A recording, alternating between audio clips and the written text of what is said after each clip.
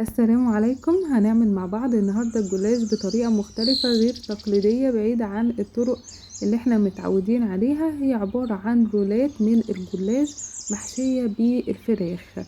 هتعجبكم قوي، جربوها وقولولي رأيكم في التعليقات.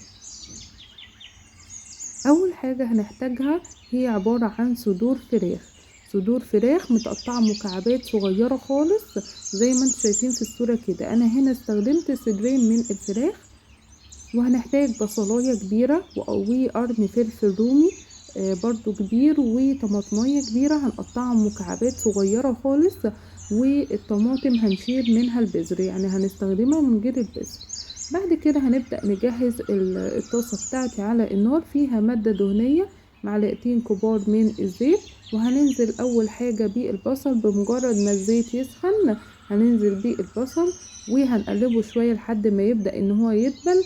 هنزل عليه بالفلفل وهنقلبهم كويس جدا مع بعض كده لحد ما يدبلوا شوية.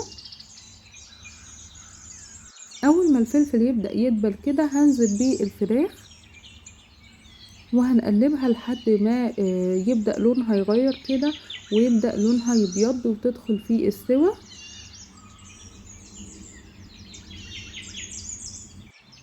اول ما الفراخ بيبدأ لونها يبيض كده وتدخل في السوا بنزل عليها بالتوابل بتاعتي، عبارة عن ملح وفلفل اسود وبهارات فراخ. لو مش متوفر بهارات فراخ هنكتفي بالملح والفلفل الاسود. وهنقلب بقى كل ده مع بعض كده تقلبتين حلوين كده.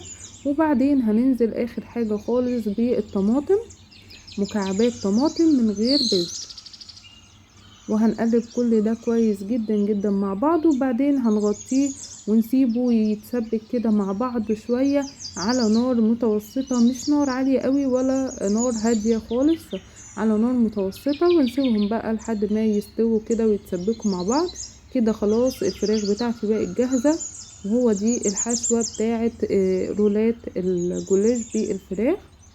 هنركنها بقى على جنب كده لحد ما تبرد. هنبدأ بقى نجهز خليط التوريق، وهو عبارة عن كوباية من اللبن وبضاية وربع كوباية من الزيت، معلقة كبيرة من النشا، معلقة كبيرة من الدقيق، ملح وفلفل اسود. وهنقلب كل ده مع بعض. ممكن تضيفي لهم كمان مكعب من المرقة، وممكن كمان تضيفي لهم معلقة كبيرة من الزبادي. كل ده بيساعد برضو في تحسين الطعم، ولكن انا اكتفيت هنا بالحاجات دي. وكده خليط التوريق معايا جاهز. هبدأ بقى اجهز الصينية اللي هحط فيها الجلاش، هدهنها بالزيت. وهجهز كده المكونات بتاعتي كلها قدامي، الصينية المدهونة بالزيت ولفة من الجلاش وخليط التوريق والفراخ، كله كده جاهز قدامي. وهبدأ بقى ان انا اعمل رولات الجلاش. اول حاجة بجيب ورقة واحدة من الجلاش كده واحطها افردها قدامي، وادهنها بالخليط بتاعي اللي احنا عملناه سوا ده. هدهنها كده كويس اوي من كل الاطراف، هي ورقة واحدة.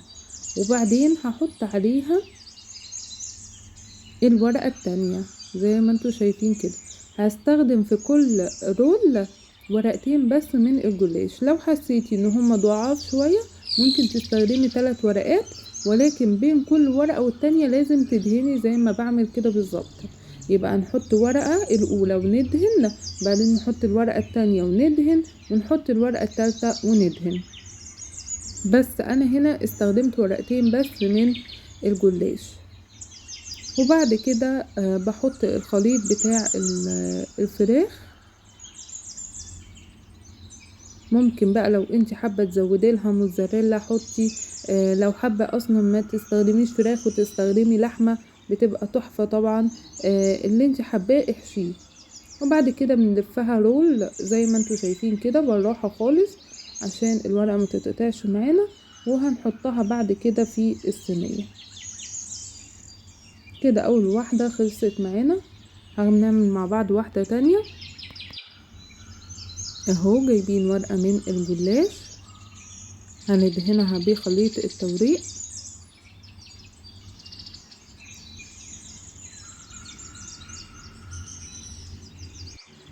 بعد كده هنحط الورقة التانية وهندهن برضو.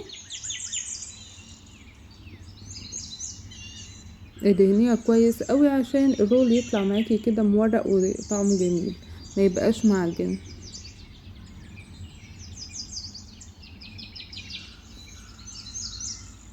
اهو هبدأ بقى احط الخليط كده بالعرض، وطبعا استخدمي بقى صينية كبيرة عشان يكون الرول مرتاح كده في الصينية. لو حسيتي ان الصينية صغيرة عليه قصيه يعني، او قطعيه بالسكينة كده يعني، قسميه نصين وهكذا يعني. بس ونبدأ نلف الرول كويس قوي كده، وبعدين نحطه في الصينية بتاعتي كلهم جنب بعض كده. هنعمل مع بعض واحدة تالتة.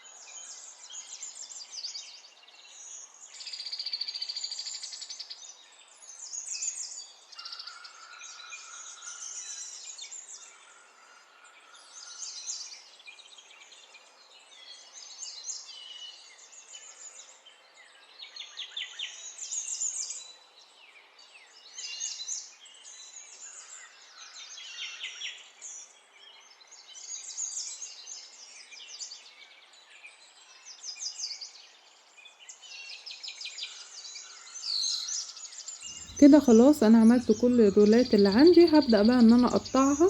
اول حاجة قبل ما احط اسقيها بخليط التوريق ده كلها، هبدأ ان انا اقطعها الاول. لو حابة بعد ما تسقيها مفيش مشكلة، بس انا بحب اقطعها الاول وبعدين اسقيها. انا هنا قطعتها اهو قطعت البيتزا دي ممكن بالسكينة باي حاجة يعني. وبعدين هبدأ ان انا اسقيها بقى بالخليط اللي معايا ده. باقي الخليط هسقيها بيه كده كويس قوي من كل الجوانب. وبعدين هنرش عليها من على الوش كده حبة البركة. عايزة اقولك انها بتديها طعم جميل وكمان مفيد جدا وصحي، وكمان بتدي منظر يجنن، بيبقى شكلها تحفة كده زي بتاعة الفنادق. اهو هنا خلاص انا سقيتها وحطيت حبة البركة على الوش كده. هبدأ بقى ده كده خلاص هي جاهزة. هحطها على طول في الفرن. هنحطها في الفرن على درجة حرارة 180 في الرف الوسطاني، ونتابعها لحد ما تاخد لون ذهبي من تحت.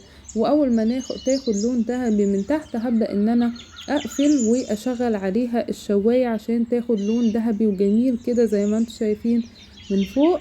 وبألف هنا كده الجلاش جاهز معانا. هبدأ بقى ان انا اقطعه تاني بقطعة البيتزا، وهخرج صباع صباع كده عشان يبقى سهل في الاكل. كده الصينية بتاعتي جاهزة، جربوها مش هتندموا ابدا. طعمها خطير ومختلفة جدا عن الطريقة التقليدية بتاعت الجلاش اللي احنا متعودين عليها. خفيفة وهتعجب الاطفال قوي لان هما بيستخدموها كده صوابع في ايديهم، فبتبقى سهلة وهتنفعك قوي قوي في العزومات. شكلها شيك جدا، ويعني ما بتحتاجش مجهود كبير. جربوها وقولوا لي رأيكم في التعليقات، وان شاء الله تعجبكم وبألف هنا. ما تنسوش تعملوا لايك للفيديو لو عجبكم، وتشتركوا في القناة وتفعلوا الجرس عشان يوصلكوا كل جديد، وبألف هنا.